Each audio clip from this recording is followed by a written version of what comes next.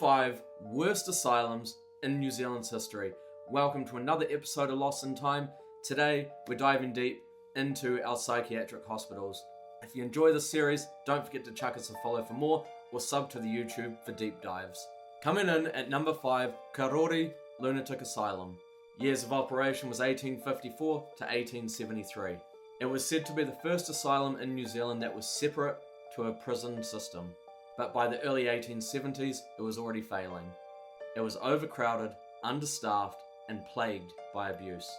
In 1872, an inquiry found serious mistreatment of patients abroad. The institution was soon after shut down. It was a sign of how unprepared the country was to care for the mentally ill. Coming in at number 4, Tokanoi.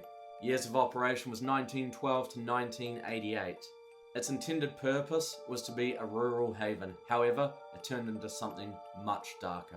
It was said to be overcrowded, under-resourced, and many patients were committed for life. Many of those patients also received very little to almost nothing in terms of rehabilitation. While it is less infamous for abuse, its conditions, however, were bleak, and thousands spent their final days in isolated wards, far from family and friends, and never to be seen by most. Coming in at number 3 is the Seacliffe Asylum. Years of operation were 1884 to 1973.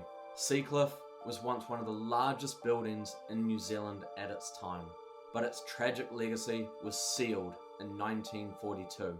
A fire tore through a locked ward, killing 37 female patients. The building itself was designed by famed architect Robert Lawson. Its remote location and harsh environment and treatments towards the patients turned it into a place of suffering and loss. Coming in at number 2 is Piooa Hospital. Years of operation 1887 to 1999. Poriraua's sprawling complex was once the heart of mental health treatment in the Wellington region, but its history includes disturbing allegations, forced electroshock therapy, patient beating, and complete neglect of some of the patients.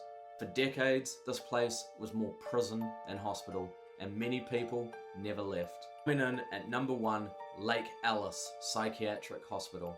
Years of operation 1950 to 1999. Lake Ellis, without question, is New Zealand's darkest mental health institution. In the 1970s, children as young as 10 were given electroshock therapy without anesthetic, and that was often as punishment. Abuse of that kind, physical torment, and psychological trauma were rampant within the walls.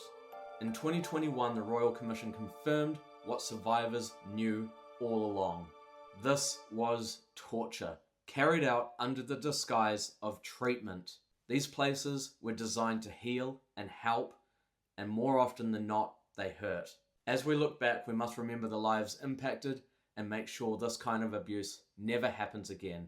If you enjoyed this episode, don't forget to chuck us a like and follow and comment which one you think needs to be covered next.